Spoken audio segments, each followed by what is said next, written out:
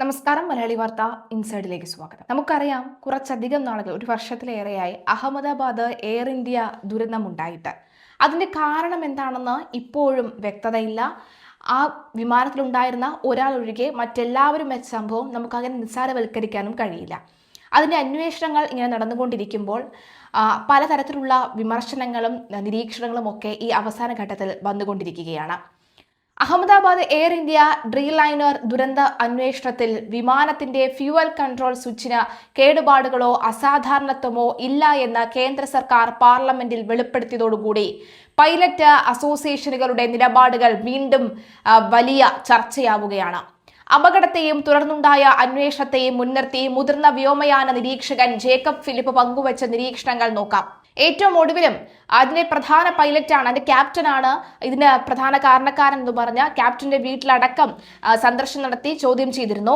മാത്രമല്ല, ക്യാപ്റ്റന്റെ ഒരു ഹിസ്റ്ററി, ഈ വീടുമായി ബന്ധപ്പെട്ടുള്ള പ്രശ്നങ്ങൾ അങ്ങനെ എന്തെങ്കിലും ഉണ്ടെങ്കിൽ അത് അദ്ദേഹത്തിന്റെ വ്യക്തിപരമായ പ്രശ്നങ്ങൾ, അദ്ദേഹം എന്തെങ്കിലും മാനസിക സമ്മർദ്ദത്തിലായിരുന്നോ, തുടർന്നുള്ള കാര്യങ്ങളെല്ലാം തന്നെ പരിശോധിക്കുന്ന സാഹചര്യം ഉണ്ടായിരുന്നു.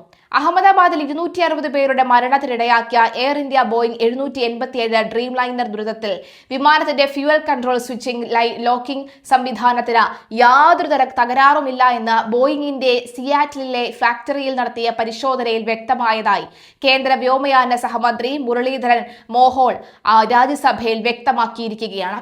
കോൺഗ്രസ് എം പി JB മേത്രയുടെ ചോദ്യത്തിന് മറുപടിയായാണ് മന്ത്രി ഇക്കാര്യം അറിയിച്ചത്. സ്വിച്ചുകളിൽ കേടുപാടില്ലെന്ന് വ്യക്തമായതോടുകൂടി കഴിഞ്ഞ ഒരു വർഷമായി അന്വേഷണ ഏജൻസിയായ AAIBക്കെതിരെ പൈലറ്റ് സംഘടനകൾ നടത്തിവന്ന പ്രചാരണങ്ങളും ആരോപണങ്ങളും വീണ്ടും ചോദ്യം ചെയ്യപ്പെടുകയാണ്. അപകടം നടന്നതിന് തൊട്ടു പിന്നാലെ പുറത്തുവന്ന പ്രാഥമിക അന്വേഷണ റിപ്പോർട്ടുകളാണ് പൈലറ്റ് സംഘടനകളെ ചൊടിപ്പിച്ചത്. പറന്നയുടൻ തന്നെ വിമാനത്തിന്റെ 2 എഞ്ചിനുകളുടെയും ഇന്ധന വിതരണ സ്വിച്ചിംഗ് റൺ എന്നതിൽ നിന്ന് കട്ട് ഓഫ് നിലയിലേക്ക് മാറിയെന്നും നിങ്ങൾ എന്തിനാണ് സ്വിച്ച് ഓഫ് ചെയ്തത് എന്ന് ഒരു പൈലറ്റ് ചോദിക്കുമ്പോൾ ഞാൻ അങ്ങനെ ചെയ്തിട്ടില്ല എന്ന മറ്റേ പൈലറ്റ് മറുപടി നൽകുന്ന കോക്പിറ്റ് സംഭാഷണവും പ്രാഥമിക റിപ്പോർട്ടിൽ ഉണ്ടായിരുന്നു. ഇതോടെ അപകടത്തിന് പിന്നിൽ പൈലറ്റുമാരിൽ ഒരാളുടെ നടപടിയാകാമെന്ന സംശയം ഉയർന്നു. എന്നാൽ ഈ കണ്ടെത്തൽ പുറത്തു വന്നതു മുതൽ airline pilots association of India, Indian commercial pilots association, അതുപോലെ തന്നെ ഫെഡറേഷൻ ഓഫ് ഇന്ത്യൻ പൈലറ്റ്സ് എന്നീ സംഘടനകൾ അന്വേഷണ ഏജൻസിക്ക് കടുത്ത ആക്രമണമാണ് അഴിച്ചുവിട്ടത്. അന്വേഷണ ഉദ്യോഗസ്ഥർക്ക് വിമാനത്തെക്കുറിച്ച് ധാരണയില്ലെന്നും ബോയിങ് 787 പൈലറ്റുമാർ അന്വേഷണ സംഘത്തിലില്ലെന്നും ആരോപിച്ച ഇവർ കേസ് സുപ്രീം കോടതി വരെ എത്തിച്ചു. ഇതിനായി മരിച്ച ക്യാപ്റ്റന്റെ വയോധികനായ പിതാവിനെ കൊണ്ട് ഹർജി നൽകുന്ന സാഹചര്യവും ഉണ്ടായി. വൈദ്യുതി തകരാർ, എഞ്ചിൻ ത്രസ്റ്റ്, കൺട്രോൾ മൊഡ്യൂളിലെ പിഴവുകൾ, കമ്പ്യൂട്ടർ തെറ്റുകൾ തുടങ്ങി പൈലറ്റിൽ അല്ലാതെ മറ്റ് ഏതെങ്കിലും സാങ്കേതിക തകരാറുകളിൽ കുറ്റം ചുമത്താനായിരുന്നു സംഘടനയുടെ ശ്രമം. ഇനി പൈലറ്റ് സ്വിച്ച് ഓഫ് ചെയ്തിട്ടുണ്ടെങ്കിൽ തന്നെ അത് എഞ്ചിൻ റീസ്റ്റാർട്ട് ചെയ്യാൻ ആയിരിക്കും എന്ന വാദവും ഇവർ ഉയർത്തി. പൈലറ്റുമാരിൽ ഒരാൾ സ്വമേധയാ എഞ്ചിൻ ഓഫ് ചെയ്തു എന്നൊരൊറ്റ സാധ്യത ഒഴികെ മറ്റെന്തും അംഗീകരിക്കാൻ ഇവർ തയ്യാറായിരുന്നില്ല എന്ന് വ്യക്തം. മാത്രമല്ല, ലോകത്താകമാനം വിമാന അപകട അന്വേഷണ സമിതികളിൽ അംഗങ്ങളായി പൈലറ്റുമാർ നേരിട്ട് ഉണ്ടാകാറില്ലെന്നും വിദഗ്ധരോട് അഭിപ്രായം ചോദിച്ചറിയുകയാണ് പതിവെന്നും അറിയാമായിരുന്നിട്ടും മാധ്യമങ്ങളിലൂടെ നിരന്തരം ഇവർ ഭിന്നമായ പ്രചരണങ്ങൾ നടത്തി. 2019 മംഗലാപുരം ദുരന്തം വരെ ഇന്ത്യയിൽ ഉണ്ടായിരുന്ന കോർട്ട് ഓഫ് എൻക്വയറി രീതി വീണ്ടും കൊണ്ടുവരണമെന്ന വാദവും ഇവർ ഉന്നയിച്ചു. അബദ്ധങ്ങളുടെ ഘോഷയാത്രയായിരുന്ന അത്തരം അന്വേഷണങ്ങൾക്ക് ശേഷമാണ് അന്താരാഷ്ട്ര മാനദണ്ഡപ്രകാരം AAIB രൂപീകരിച്ചത് എന്ന കാര്യം മറച്ചുവെച്ചായിരുന്നു ഈ ആവശ്യങ്ങൾ. അന്വേഷണത്തിന് വ്യക്തമായ രീതിയും അനുഭവ സമ്പത്തും ഏജൻസിയോട് സിമുലേറ്ററിൽ പറക്കൽ പുനരാവിഷ്കരിക്കണമെന്ന നിർദ്ദേശിക്കാൻ വരെ വൈരുദ്ധ്യമുള്ള ഈ സംഘടനകൾ തയ്യാറായി. തങ്ങളിൽ ഒരാൾ മൂലമാണ് ഈ ദുരന്തമുണ്ടായത് എന്ന് അന്തിമമായ റിപ്പോർട്ടിൽ രേഖപ്പെടുത്തുമോ എന്ന ഭയമാണ് കഴിഞ്ഞ ഒരു വർഷമായി ഏജൻസിക്കെതിരെ നടന്ന ഇത്തരം പ്രചാരണ ബുള്ളിങ്ങിനും മാധ്യമ സമ്മർദ്ദങ്ങൾക്കും പിന്നിലെന്നാണ് വ്യോമയാന രംഗത്തെ വിദഗ്ധരുടെ വിലയിരുത്തൽ.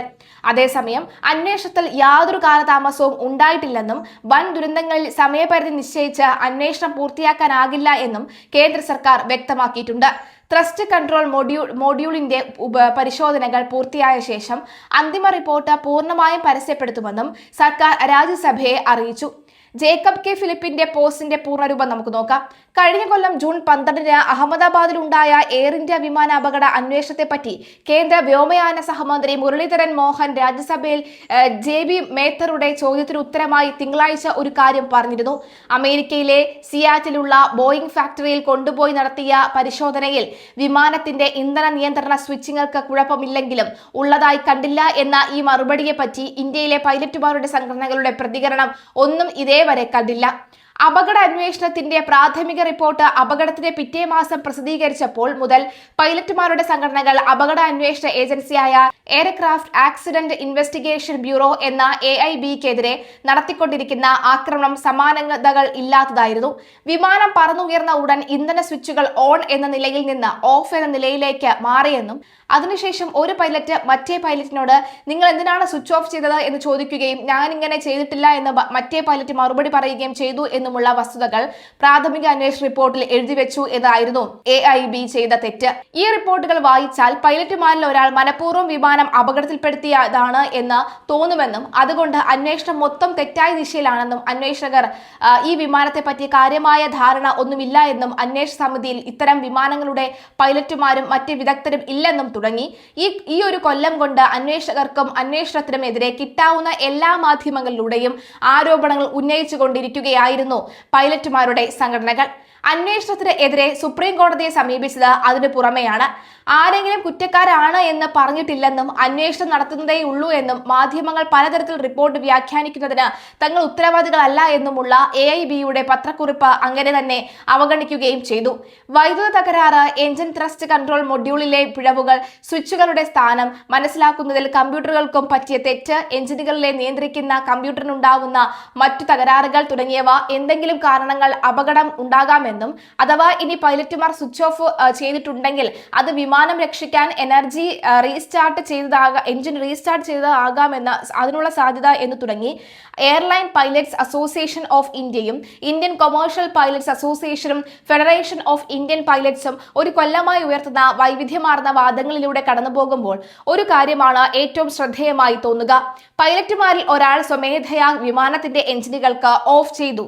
ഈ ഒരൊറ്റ കാര്യം ഒഴിച്ച് വേറെ എന്തു വേണമെങ്കിലും അപകട കാരണമായി സ്വീകരിക്കാൻ ഇവർ തയ്യാറാണ്. ആ കാരണങ്ങൾ ഒരെണ്ണം പോലും യുക്തിസഹമായി വിശദീകരിക്കാനാവാതെ വരുമ്പോൾ അന്വേഷണ സമിതി സിമുലേറ്ററിയിൽ അന്നത്തെ പറക്കൽ പുനരാവിഷ്കരണം എന്ന വിചിത്രമായ ആവശ്യം ഉന്നയിക്കുന്നുമുണ്ട് പൈലറ്റ് സംഘടനകൾ. നൂറുകണക്കിന് വിമാനങ്ങൾ അന്വേഷിച്ചിട്ടുള്ള ഒരു സ്ഥാപനത്തോട് എങ്ങനെയാണ് ഒരു അപകടം അന്വേഷിക്കേണ്ടത് എന്ന് അപകടത്തിൽ വ്യക്തമായി താല്പര്യമുള്ള ഒരു സംഘം ആൾക്കാർ നിർദ്ദേശിക്കുന്നതിൽ എന്തെങ്കിലും അനൗചിത്യമുണ്ട് എന്ന് ഇവർക്ക് തോന്നുന്നതേ ഇല്ല. വിമാനത്തിൽ മരിച്ചുപോയ ക്യാപ്റ്റന്റെ 90 വയസ്സായ പിതാവിനെ കൊണ്ട് സുപ്രീം കോടതിയിൽ കേസ് കൊടുപ്പിച്ചും ഈ സംഘടനകൾ തന്നെയാണ്.